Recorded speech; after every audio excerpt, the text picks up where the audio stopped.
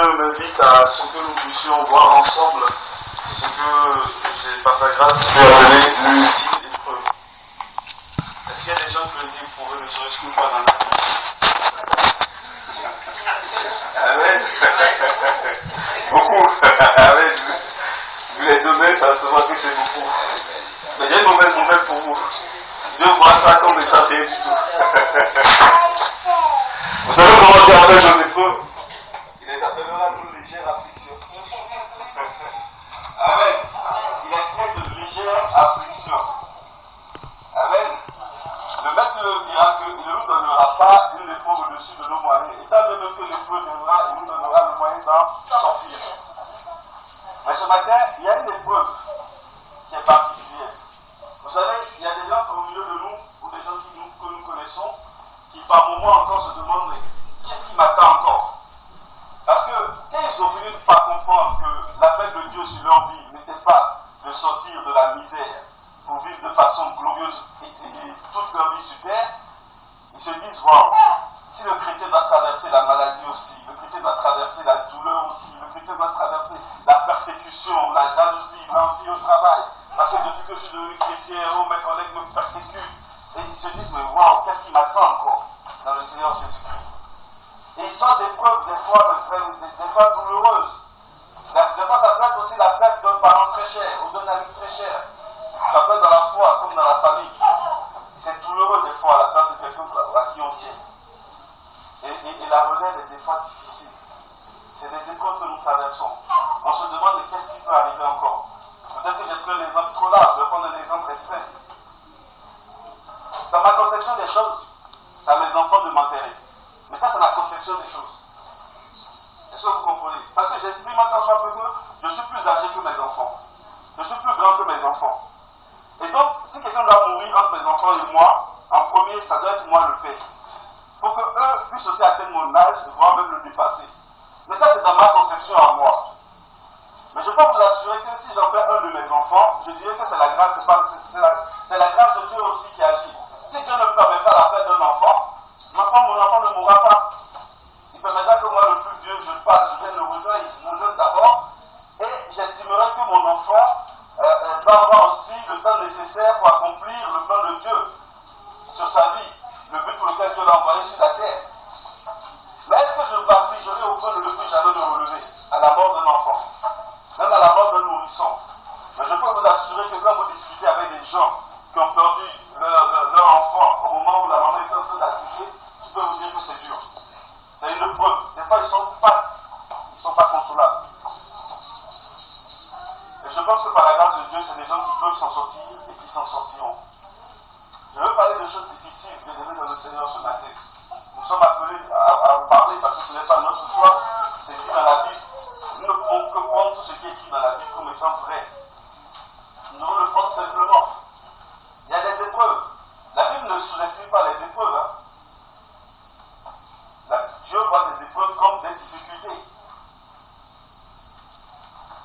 Job a été éprouvé. On ne va pas faire l'apologie de Job. Job a tout perdu. Job a perdu ses enfants, il a perdu toute sa richesse, son bétail, il a tout perdu. Il était devenu lépreux.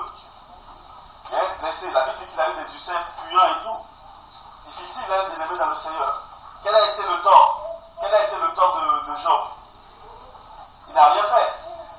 Job n'a rien fait. Job était fidèle. Il aimait simplement son Dieu. Et il était fidèle.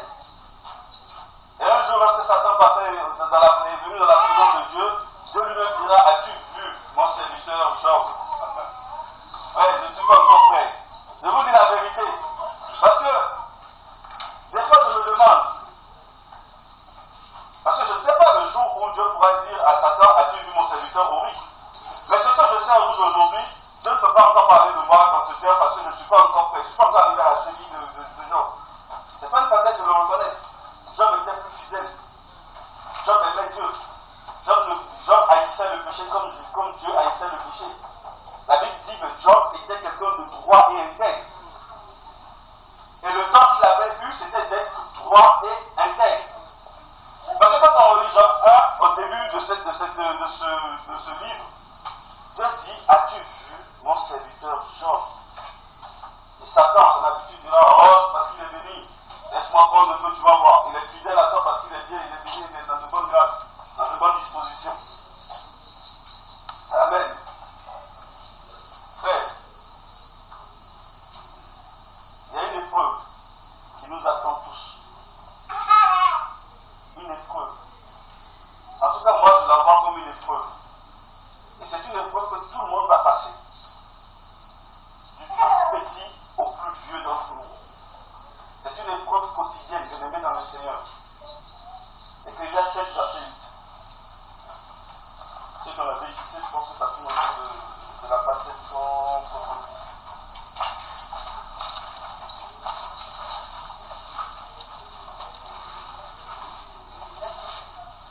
Ecclésiaste 7, verset 8.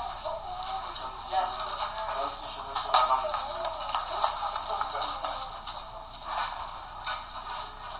Oh, l'ultime épreuve. Verset 8, Ecclésiaste 7. Souvent, beaucoup ont entendu cela, mais les gens pensent que c'est un proverbe du monde. Mais c'est tiré de la Bible. Mieux vaut la fin que le commencement. Voici d'où c'est tiré. Mieux vaut la fin d'une chose que son commencement. La première partie qui m'intéresse, la deuxième partie dit mieux vaut l'homme qui est d'un esprit patient que l'homme qui est d'un esprit hautain. Frère, beaucoup ont commencé. Beaucoup ont commencé avec le Seigneur de façon excellente, de façon extraordinaire. La marche avec Dieu. Quand tu commences au démarrage, si c'était une voiture, on pourrait dire qu'il démarre en trompe. Bien-aimé dans le Seigneur. Mais beaucoup ne finissent pas. Beaucoup n'atteignent pas leur destination. Ce que je veux dire en d'autres termes, c'est comme si un jour je décide de venir dans une de nos maisons, ou peut-être chez le frère, ou chez la soeur, ou chez l'un des frères, ou l'une des sœurs, et que je prends ma voiture, je dis bon, je vais quitter ma maison pour aller au lieu de rencontre. Et que je n'arrive jamais, que je me détourne, ou que je m'arrête. J'ai bien commencé. J'ai pris ma voiture, j'ai commencé à marcher, j'ai commencé à suivre le chemin, j'ai commencé à suivre le chemin qui amène à ma destination. Sauf que je ne suis jamais arrivé. Ce matin, je suis en retard, mais je suis arrivé quand même malgré mon retard. Mais je pourrais que je ne vienne plus jamais, que je disparaisse. Bien-aimé dans le Seigneur, c'est de ça qu'il s'agit. Beaucoup ont rencontré le Christ, beaucoup ont donné leur vie à Christ. Beaucoup savent que le chemin est étroit. Mais qui a été estimé, le royaume céleste, la nouvelle Jérusalem qui sera établie sur la terre. Tout le monde sait que c'est là la destination finale. Tout le monde sait que Christ a dit qu'il est monté au ciel pour préparer une maison pour chacun de nous. Ce n'est pas qu'on va dormir dans des lits superposés dans des chambres, mais chacun aura sa maison. Est-ce que vous comprenez? Je n'ai même pas dit que chacun aura une chambre, un lieu où il va dormir pour pouvoir se reposer. Mais chacun de nous aura une maison. Ne me demandez pas combien de pièces il y a dans cette maison parce que ça m'importe peu. Alléluia. Mais je sais que chacun aura une demeure auprès du Père. Et c'est la destinée finale de l'aimer dans le Seigneur. C'est là où Dieu veut nous emmener. Mais sur ce chemin, entre le jour de notre conversion jusqu'au jour où nous arrivons à ce lieu que Dieu a prévu pour nous, cette marche en elle-même est une épreuve. Et c'est l'ultime épreuve. Donc on pourrait l'appeler terminer la course, comme Paul l'a dit. Terminer la course. En elle-même, c'est une épreuve, bien-aimé dans le Seigneur. Et pour ma part, je pense que c'est l'épreuve la plus difficile. Pour ma part, je pense que c'est l'épreuve la plus difficile, la plus dure.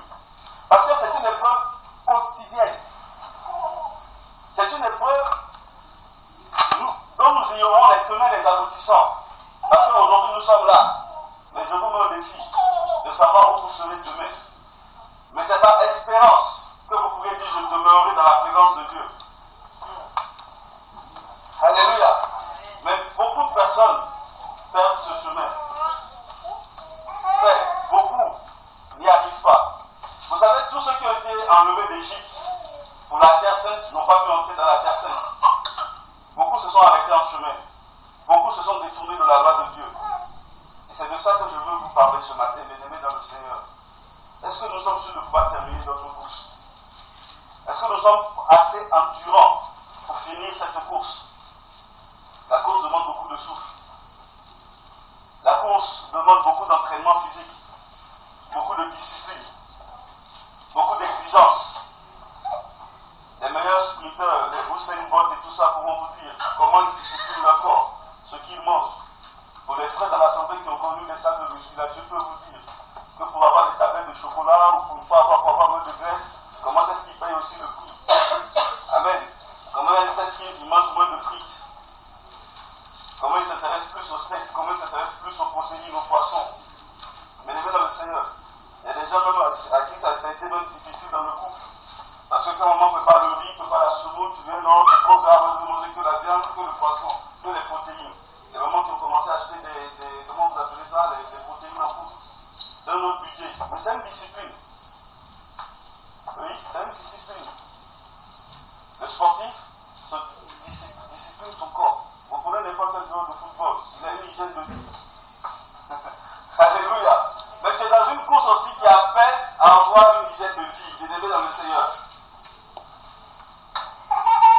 Le jeûne, c'est une hygiène de vie. La prière, la méditation de la parole, c'est se discipliner. Frère, mais ce n'est pas le cœur de mon message. Le cœur de mon message, c'est que nous puissions nous souvenir que nous sommes appelés à finir cette course que nous avons entamée. La course ultime, cette marche quotidienne.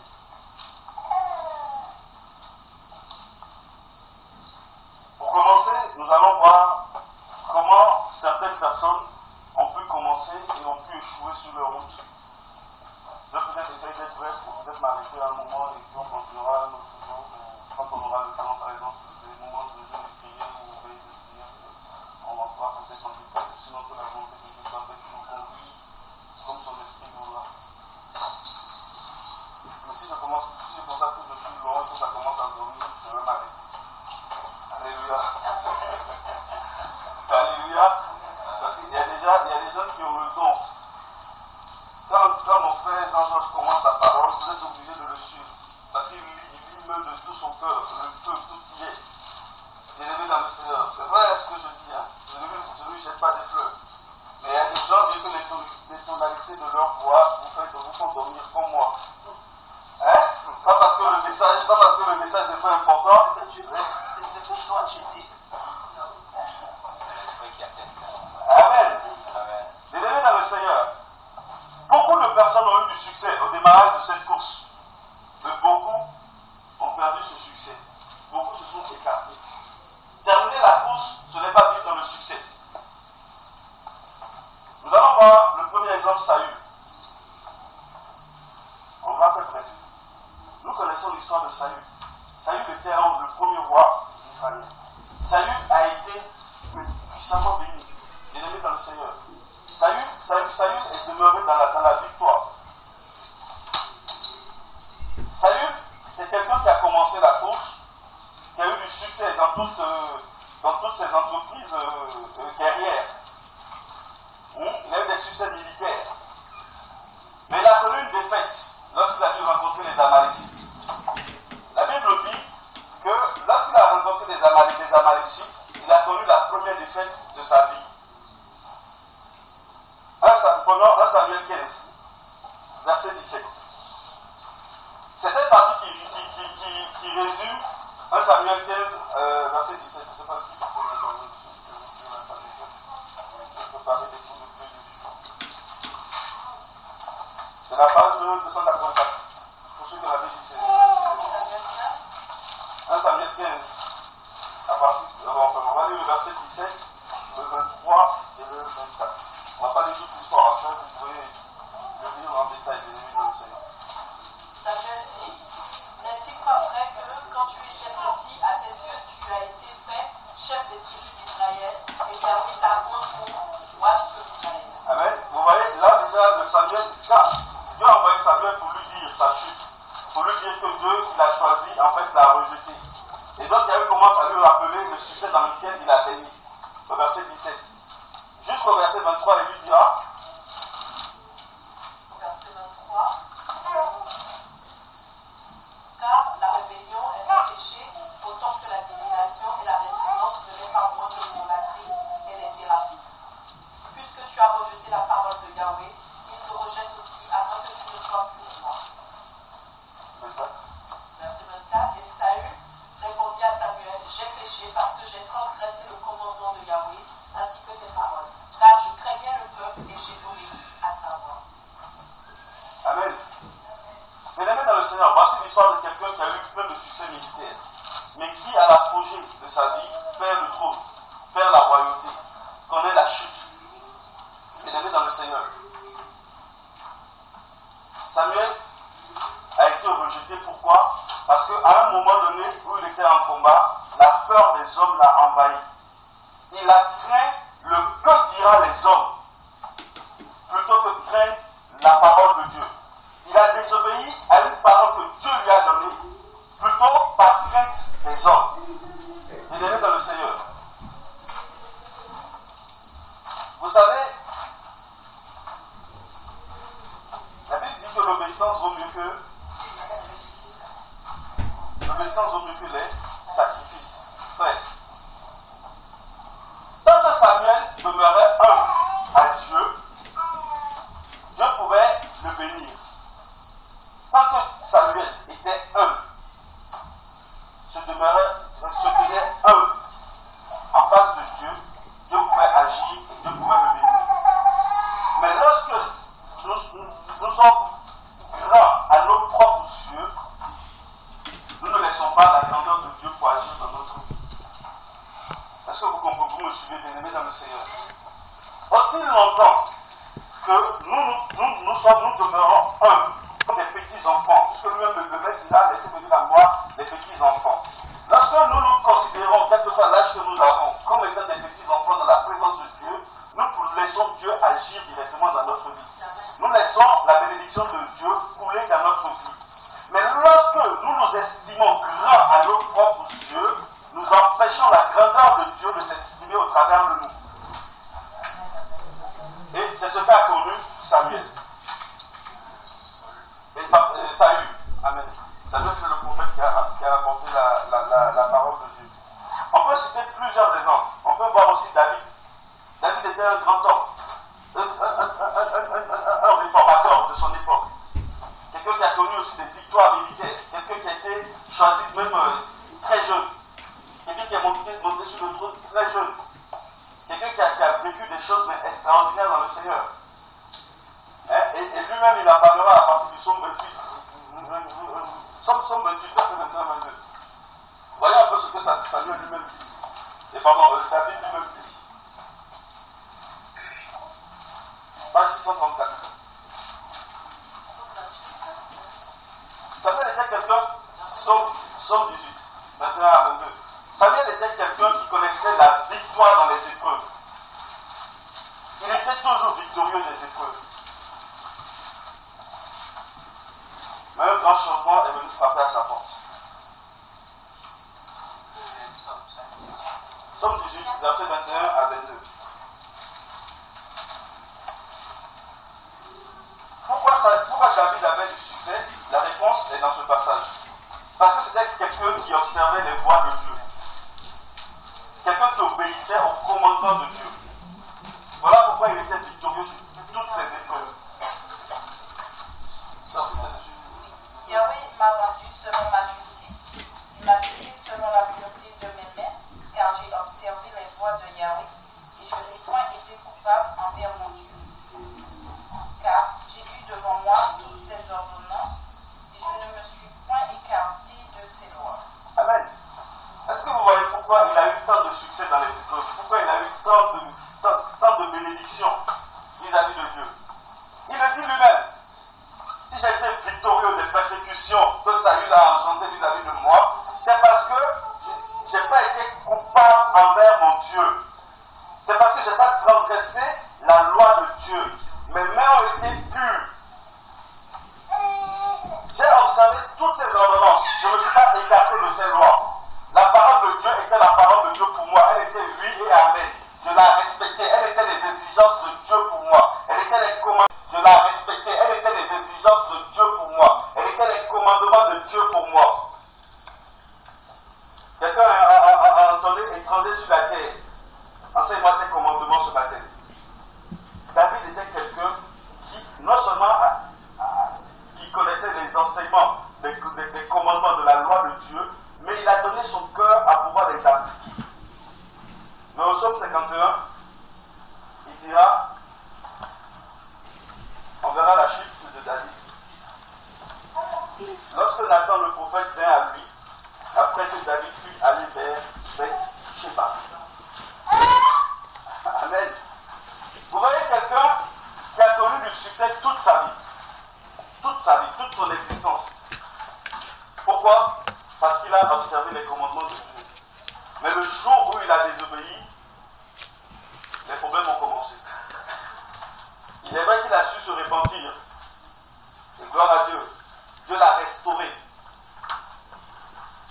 Mais lorsque nous voyons 1 Samuel 12 au verset 10, la Bible nous apprend que la royauté a été écartée de lui. Hein, Dieu, c'est pas tout à fait ça, hein? On va prendre Samuel 12. On verra que Dieu a envoyé le prophète de lui annoncer en réalité. De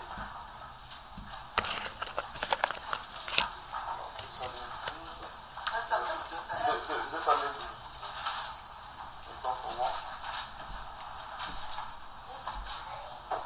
Après ce péché, il y a eu une honte qui a plané sur tout le trône de David.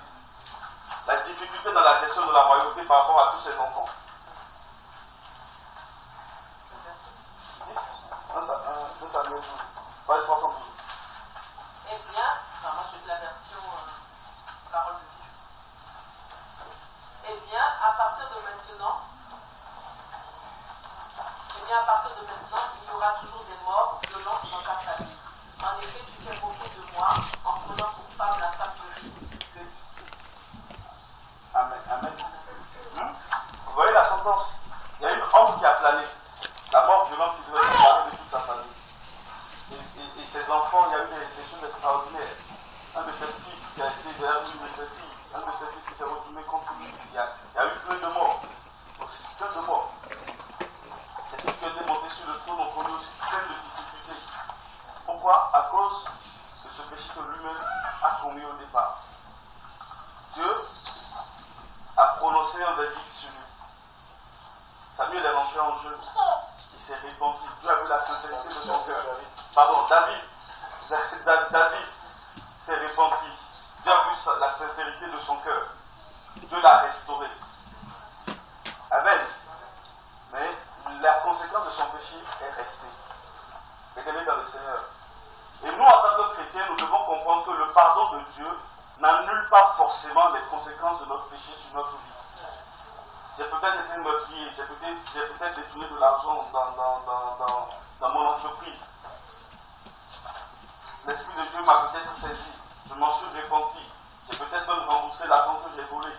Mais cela n'empêchera pas qu'on puisse m'enfermer en prison. Si je me retrouve en prison après me mettre repenti, ça ne veut pas dire que Dieu ne m'a pas pardonné. Dieu m'a pardonné, mais les conséquences de mon péché qui était le vol, c'était d'aller en prison. Dieu, dans sa grâce, peut empêcher une condamnation qu'un jugement n'ait pas lieu, comme aussi un jugement peut avoir lieu. Et je me retrouve en prison. J'ai tué quelqu'un. La conséquence, c'est que j'aille en prison. Est-ce que vous voyez? Des fois, il n'y a pas de conséquence par rapport à un péché, lorsque nous demandons pardon, mais des fois, il y a des conséquences. La conséquence, elle est là. Mais nous n'allons pas mettre en doute le pardon que nous avons reçu de Dieu parce que nous subissons les conséquences de notre péché. C'est deux choses différentes. Bien-aimés dans le Seigneur, c'est deux choses différentes. Salomon a connu les mêmes choses. Salomon était quelqu'un lorsqu'il est monté sur le trône, en roi 11, verset 4 à 6. Lorsqu'il est monté sur le trône, il a demandé la sagesse de Dieu. En dehors de la sagesse de Dieu, il a donné la richesse. Dieu l'a élevé comme pas possible. Mais la Bible nous apprend dans 1 roi 11, à partir du verset 4 à 6, que Samuel, dans sa vieillesse, s'est détourné de Dieu. Son cœur s'est retourné vers l'idolâtrie. Qu'est-ce que c'est avec Samuel? Salomon. Amen.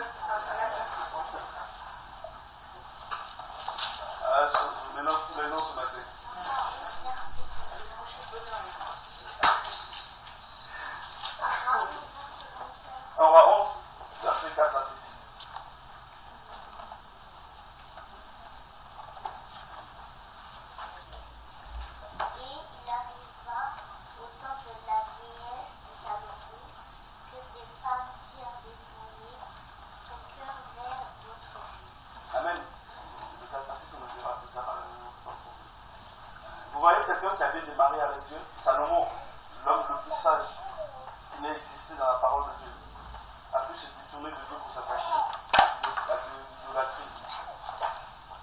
Même si ce sont ces femmes qui l'ont conduit, c'est lui qui est responsable. Hein? Frère, le responsable, c'est celui qui a fait. Ce n'est pas le conseiller. Lorsque Ève a poussé Adam à pécher, Dieu n'a pas dit que le responsable c'était Ève. Le responsable c'était Adam. Hein? C'est celui qui se détourne de la loi de Dieu qu'il a entendue, dont il est censé lui mettre en application, qui est responsable du péché qu'il commet. Lorsqu'il s'en détourne. Ce n'est pas celui qui le suscite, qui le pousse, qui le conseille. Même s'il a sa part devant Dieu, le responsable, c'est celui qui désobéit à la parole de Dieu. Bien-aimé dans le Seigneur. On pourra citer plein d'autres exemples. On pourra citer l'exemple de Josias aussi qui a très bien commencé. Et Ézéchias aussi. Hein, après l'idolâtrie que Salomon a introduit dans le royaume. Après que les royaumes soient divisés. On a connu le roi Ézéchias aussi. Ézéchias qui a été vraiment un grand réformateur. Qui a brisé tous les cultes de Baal, toutes ces divinités qui étaient présentes en Israël. Qui a restauré le culte de Yahweh, notre Dieu. La Bible nous dit que lui aussi il est tombé. Et Ézéchias, c'était encore extraordinaire. Ézéchias a connu quelque chose d'extraordinaire. La Bible nous dit qu'à un moment donné, Ézéchias était mourant. Et Dieu a envoyé son prophète vers lui faire une grâce, lui donner une guérison. La Bible dira que malgré même que Dieu les guérit, Dieu a rajouté, je pense, 15 ans, hein, 15 ans à sa vie. Et pour le faire, Dieu lui a donné un signe. Donc je vois que ma soeur cherche le passage. C'est dans 2 Chroniques. 2 Chroniques 32. Vous allez voir, le verset 25 et 31. Ils vont nous enseigner aussi quelque chose d'extraordinaire. La Bible dit que Dieu lui a donné un signe. Dieu a fait reculer le soleil de 10 degrés. Quelle grâce extraordinaire. Mais son nom a été connu, mais non seulement en Israël, mais dans tous les alentours. Il y a des princes de Babylone qui ont été délégués, mandatés vers lui pour venir le voir, pour venir le prendre en considération. Bien-aimé dans le Seigneur.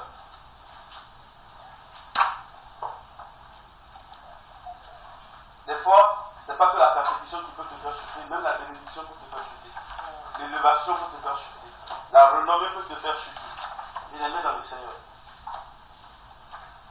Ézéchias qui a bien commencé, qui a renversé les idoles, qui a restauré le culte de Yahweh, qui connaît cette chute, qui a rétabli le culte de Yahweh.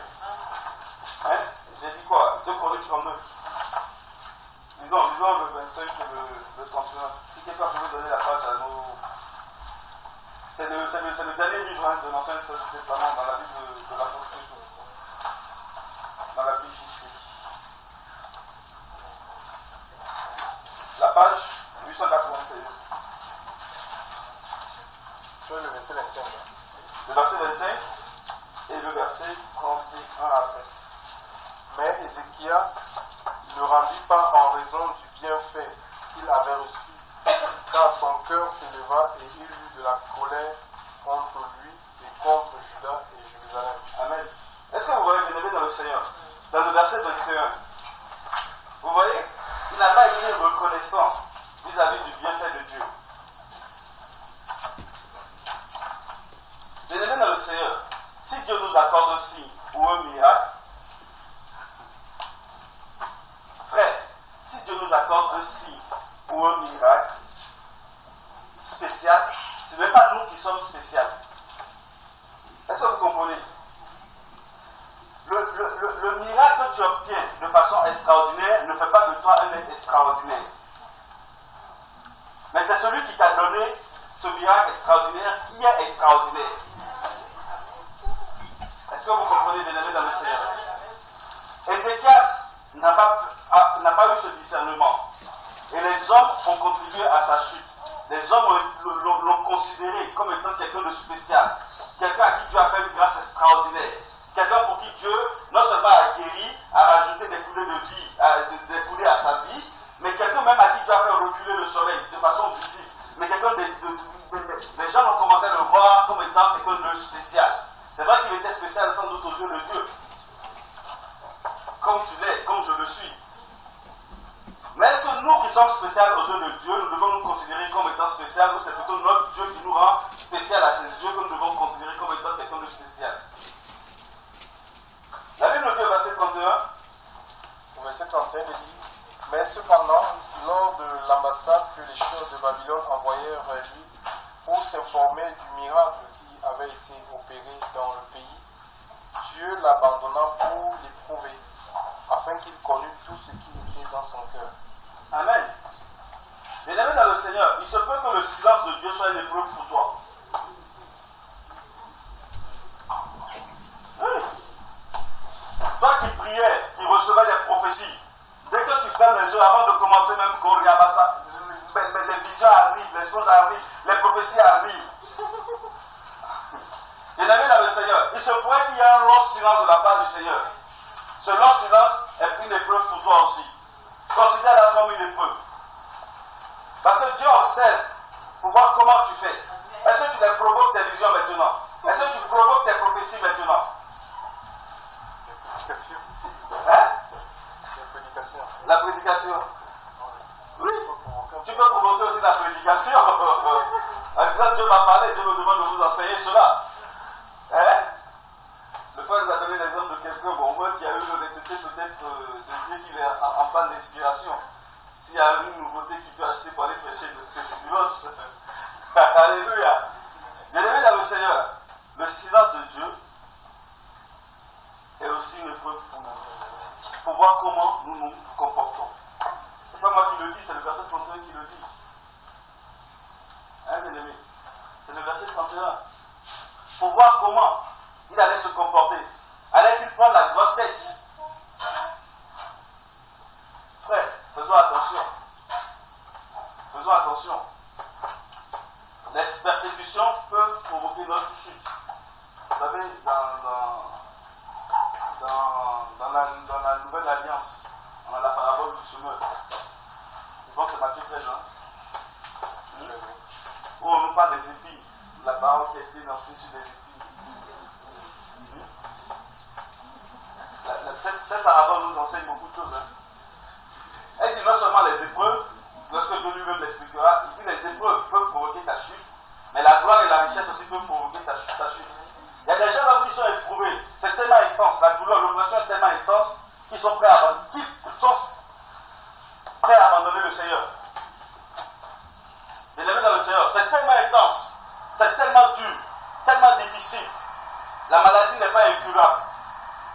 Ah, mais le Dieu que j'ai servi depuis 20 ans, 30 ans, ne me guérit pas, refuse de me guérir. Ah, ils sont prêts à abandonner le Seigneur. Eux qui ont posé les mains malades, les malades ont été guéris. Il s'agit de leur propre cas. Ils demeurent dans la guérison. Mais Dieu, où es-tu? Ils sont prêts à aller prendre vous savez, les petits flyers qu'on nous met dans nos boîtes aux lettres, les marabouts, qui promettent la guérison. Il est prêt à aller essayer cela. Parce que sa foi, il n'en peut plus. Tant d'années d'espérance. Oh, je ne comprends pas. J'ai même posé les mains aux morts, ils sont ressuscités. J'ai guéri le cancer, j'ai guéri le sida. Mais pourquoi ma petite maladie à moi, Dieu, tu ne veux pas la guérir? Alors on a connu les chants là, ils nous ont posé les mains, mais la maladie n'est pas partie. Les bénignes, les René Bronard, pour ceux que je connais, je crois même son nom. Ils nous ont imposé les mains, mais ma petite maladie là ne veut pas partir. Mais Seigneur, où es-tu?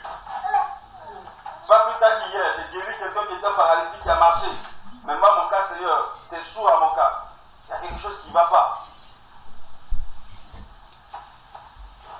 Il y a d'autres personnes, ils sont victorieux sur les épreuves. Victorieux. Il peut avoir évolué jusqu'à avoir le poste de directeur général de son entreprise. Le lendemain, une semaine après, on le renvoie. Alors, il renvoie, tout ce que Dieu fait est bon. Il loue le Seigneur, il bénit le Seigneur comme pas possible. Quelle que soit l'épreuve qu'il traverse, il est dans la joie. Il accepte son épreuve. Il est comme Job, même peut-être un plus fort que Job. Il exhorte. Mais quand il se met à exhorter, et que tu entends de même que lui, il a suivi telle épreuve le jour où il vous a exhorté, tu te dis, mais waouh, mais quelle dimension de foi. Quelle endurance dans l'épreuve pour ce frère, pour cette soeur. Mais lorsque Dieu l'a élevé, il a une belle maison, 2 belles voitures, un bateau. Il a oublié Jésus. Il a oublié Jésus. Il a la possibilité de s'offrir ses camemberts, le rosé, le rouge, le blanc, comme il veut. Mais il oublie de louer son Seigneur. Mais quand il était dans la galère, quand il était dans les suffisances financières, si tu le vois prier, si tu le vois évoquer le feu d'en haut, si tu le vois faire descendre le Saint-Esprit sur les gens qui veulent recevoir le baptême du Saint-Esprit, mais si tu le vois comment, mais il prie même les frères, le zèle, à la galère. Mais quand la bénédiction est finie, il oublie de louer son Dieu. Il oublie Dieu.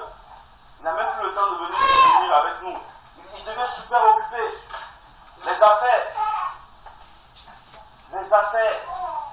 Oh, j'ai plus le temps. Il est entre 2-3 avions. Le petit canton qui est devenu secrétaire de direction. Il oublie son Seigneur. Ouais, c'est la vérité. Hein. C'est la vérité. La gloire peut te faire chuter aussi. Il n'y a pas que les feux. On a vu les exemples de ces hommes. Ceux qui ont chuté par orgueil, par rébellion, par gloire, par désobéissance. Et vous me direz, mais bon, tout ça c'est l'ancienne alliance. Qu'en est-il de la nouvelle alliance? Qu'en est-il de la nouvelle alliance? Je vais être sincère avec vous. Dans la nouvelle alliance, les exemples ne sont pas aussi criards que ça. Nous pouvons prendre l'exemple de Jésus, de Jean, de Pierre. La sœur Sonka sera d'accord avec moi quand je prends l'exemple de Jésus. Jésus a connu une mort terrible aussi. Hein. Vous vous rendez compte? Il est mort nu, affamé, dans la faim, dans la soif. Jeunes des femmes voient le dit la Bible. La Bible même ira jusqu'à dire dans le livre de Galates, maudit soit quiconque qui meurt sur les femmes voix. En expliquant qu'il a pris nos malédictions pour nous donner sa bénédiction, la bénédiction qui reposait en lui. N'est-ce pas? Il a connu une mort atroce. Dans la nouvelle alliance, on ne peut que voir que la mort atroce de ceux qui ont été fidèles vis-à-vis de Dieu. Comme ça peut être aussi diamétralement opposé. Mais je ne sais pas si vous comprenez ce que je suis en train de dire. Hein. Jésus est mort pour nous. Hein. Mais la Bible est claire. Pourtant, ce Jésus lui n'a pas commis le péché. Ce n'est pas comme David qui a commis le péché.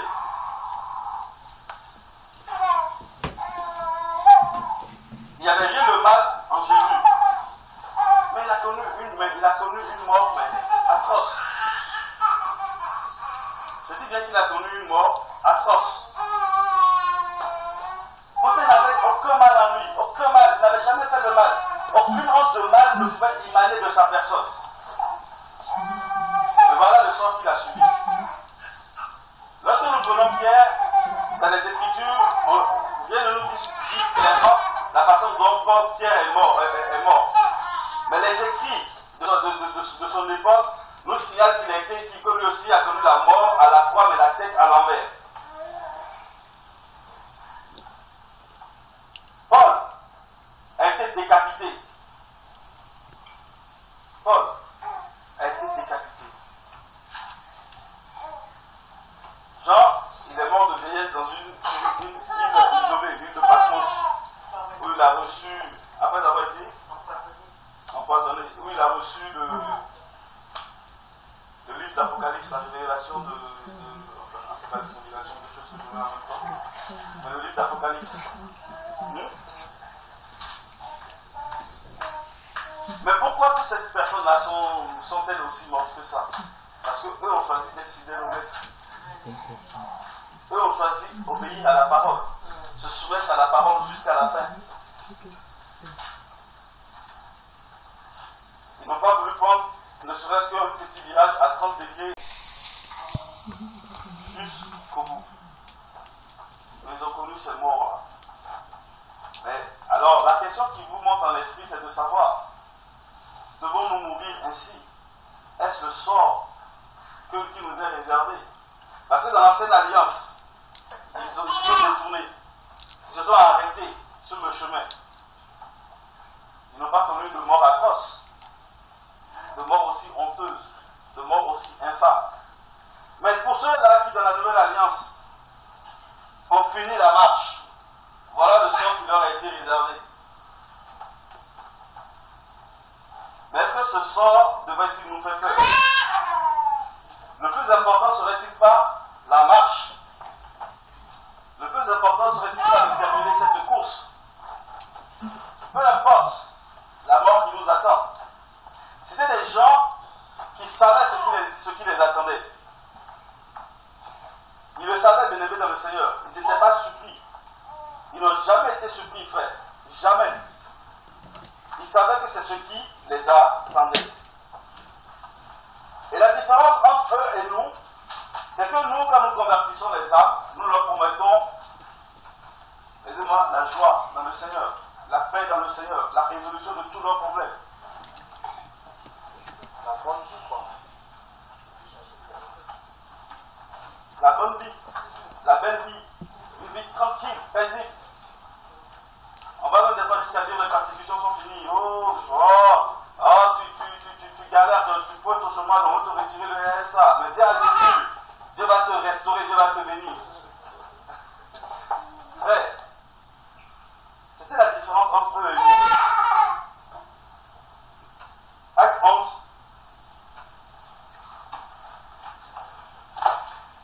Verset 23. Ils avaient pour objectif de dire simplement la vérité aux gens, c'était qu'ils s'attachent au Seigneur. De tout leur cœur.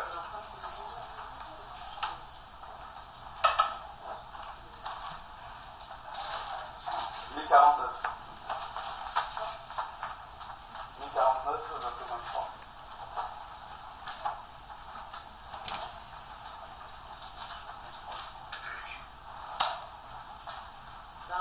Barnabas arrive et il voit que Dieu montre son amour de mille manières aux croyants. Il en est très heureux. Il les encourage tous à rester fidèles au Seigneur. C'est ça? Oui, c'est ça. À demeurer fidèle au Seigneur. Il les encourage tous à rester fidèles au Seigneur de tout leur cœur. Amen. Hébreux 11, verset 27.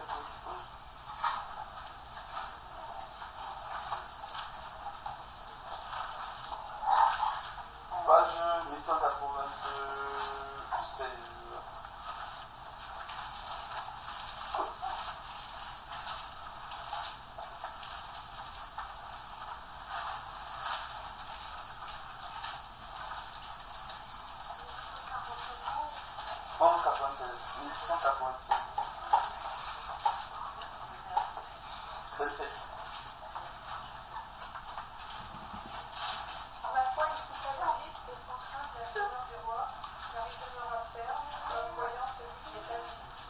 Amen. Il demeura ferme.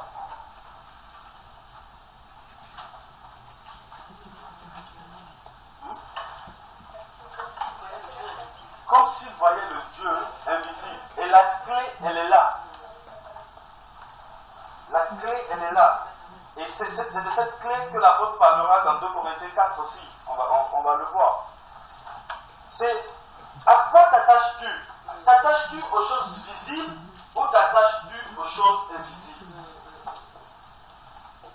Celui qui s'attache aux choses visibles s'attache aux choses charnelles. Mais celui qui s'attache aux choses invisibles s'attache aux choses de l'esprit.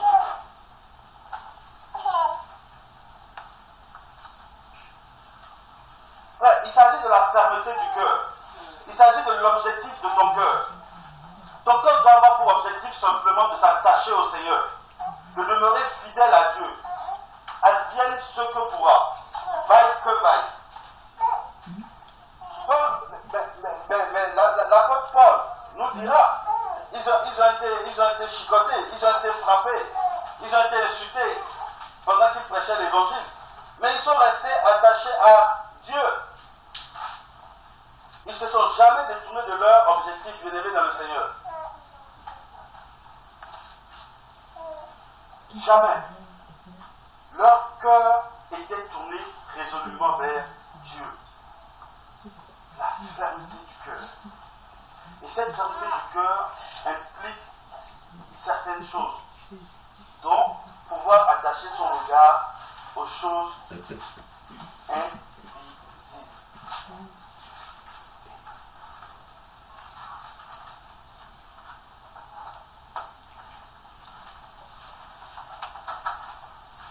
Nous allons voir, donc, on va continuer, on va prendre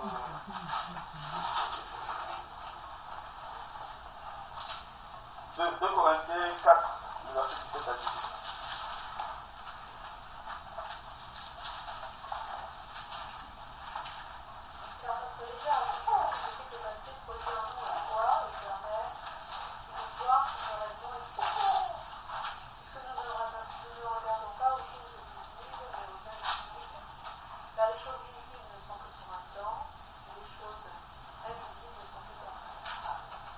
Amen. Est-ce que vous voyez?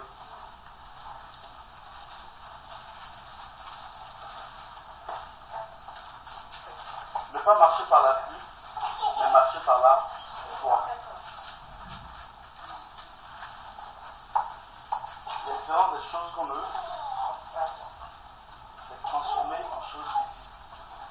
Incliner sa tête dans la parole de Dieu, la méditer, la lire, et demander à l'Esprit de Dieu de nous convaincre de la réalité de la parole des choses, de transformer la parole de Dieu en quelque chose de réel dans notre vie. Être certain que Dieu n'est pas le notre Père, mais Dieu est mon Père, qui peut me toucher aujourd'hui, qui peut me parler aujourd'hui, qui peut m'accompagner aujourd'hui, qui peut se présenter à moi. Frère, pas le notre Père lointain que nous rencontrerons le jour J de l'enlèvement ou de la résurrection, mais le Père véritable qui parle encore aujourd'hui, qui se révèle encore aujourd'hui. Et voir toutes ces promesses comme des choses réelles. Bien-aimés dans le Seigneur,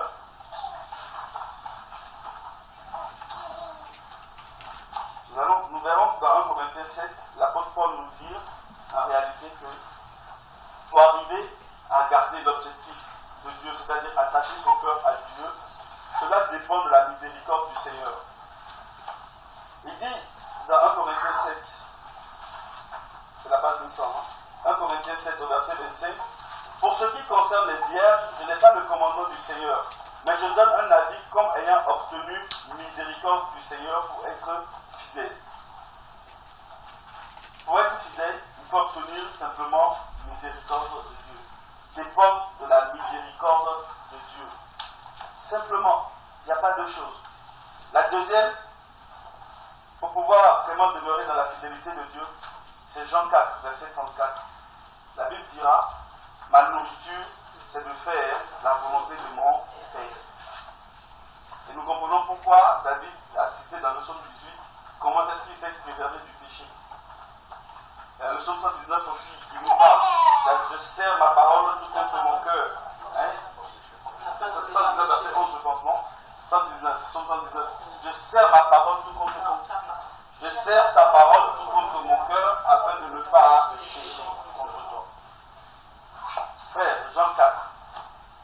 Ma nourriture, c'est de faire la volonté de celui qui m'a envoyé. La volonté de celui qui m'a envoyé, en fait. Aujourd'hui, celui qui nous envoie, c'est le Christ. Notre nourriture, ça doit être de faire sa volonté. Et lui-même, dans la prière sacerdotale, dira, je suis un avec toi. Et ma prière aussi, c'est qu'il soit un en moi, en nous, comme je suis un en toi, qu'il soit un en moi. Il nous a montré le modèle, l'exemple. L'exemple, il était lié au Père, à la volonté du Père. Il a marché pour le Père. Nous devons mettre dessus son exemple. Il avait quelqu'un au-dessus de lui. La Bible nous dira que Christ est le chef de l'Église, la tête de l'Église. Nous devons nous attacher à lui, suivre son exemple, faire sa volonté. La volonté du Christ n'est pas différente de la volonté du Père parce que ce n'est pas possible, ce n'est pas concevable. Le Père est le Christ. Amen. Le Père est le Christ. Celui qui m'a vu a vu le Père. Bien-aimés dans le Seigneur, gardons notre cœur pour Dieu. La course, cette marche, elle est longue. C'est une marche de toute la vie.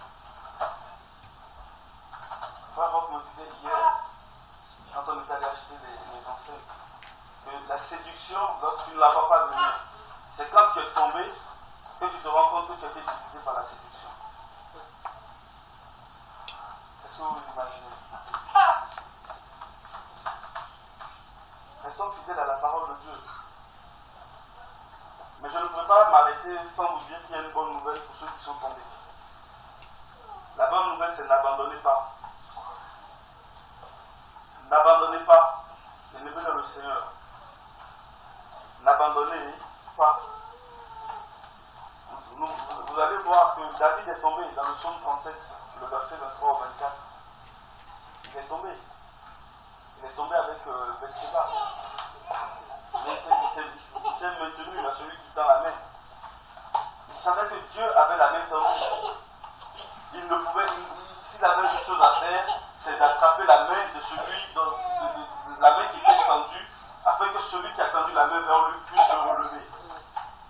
Et Dieu dira 7 fois, mon serviteur tombera, et 7 fois je le relèverai. Le jour où tu tomberas, ne crois pas que Dieu ne t'aime plus. Je ne vous exhorte pas à tomber, mais je vous donne juste un conseil. Parce que le jour où tu tomberas, tu ne le sais pas.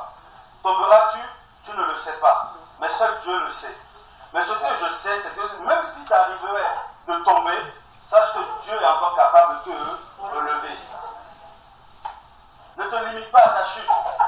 Beaucoup de personnes sont tombées, ils sont devenus honteux après leur chute. Tellement honteux qu'ils n'étaient pas capables de saisir l'assurance que Dieu pouvait leur donner un nouveau départ. Le premier exemple qui me vient en esprit, c'est Judas. Judas était rempli de remords au lieu de saisir la repentance, le chemin de la repentance. Il s'est pendu parce qu'il était tellement honteux d'avoir trahi le maître. Pour lui, c'était fini. Le maître ne pouvait pas lui donner un nouveau départ. Ne suivons pas l'exemple de Judas, mais suivons l'exemple de David, qui savait que malgré la chute, Dieu était capable, si tu te repentais sérieusement et sincèrement, de te donner un nouveau départ. Il est capable encore de te lever au-delà de là où la chute a commencé. Il est dans le Seigneur. Ce n'est pas une exhortation au péché, ce n'est pas une exhortation à la chute. Mais c'est juste, souvenez-vous-en, que même s'il vous arrivait de tomber, Dieu est capable de vous relever, de vous donner un nouveau départ. Si vous vous repentez sincèrement et sérieusement. Pierre était quelqu'un qui est tombé. Vous vous souvenez, au moment de la crucifixion, Jésus lui-même dira, Satan t'a réclamé, est-ce qu'on peut le lire? Luc 22. Jésus lui a dit, Satan t'a réclamé, il te crie. Luc 22, hein?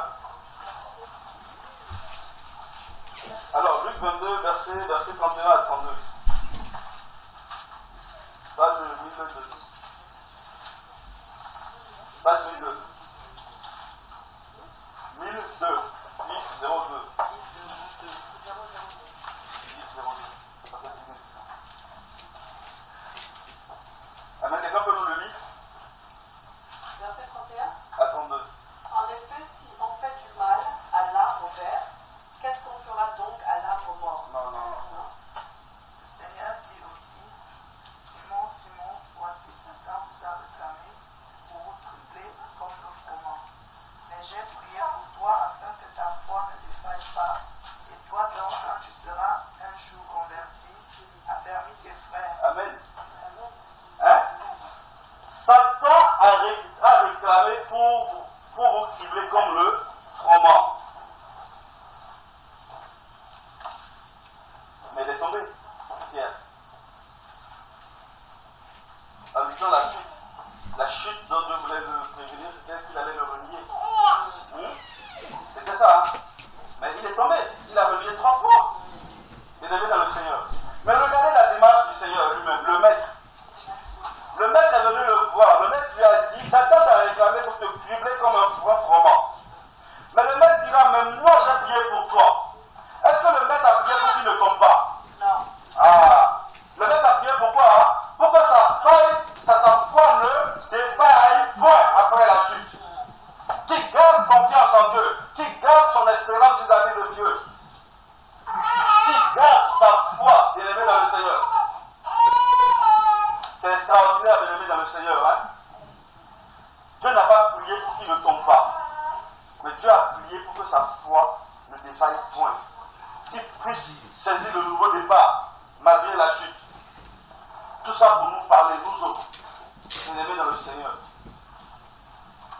L'appel de Dieu, c'est un appel à la sanctification. À vivre le péché comme Dieu est le péché. Alléluia. Mais s'il arrivait qu'une chute vienne te rencontrer, sache que Dieu est capable de te donner un nouveau départ. Réponds-toi. Aie confiance en Dieu. Paul dira dans 2 Timothée 4:8. J'ai combattu le bon. J'ai fait quoi? J'ai gardé la foi. Et il dira ensuite. Amen. Donc, il était en prison. Il était en prison.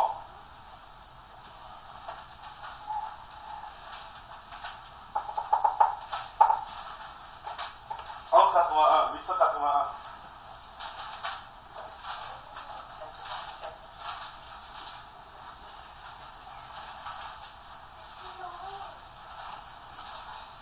Alors c'est donc 2 Timothée 4, verset 7.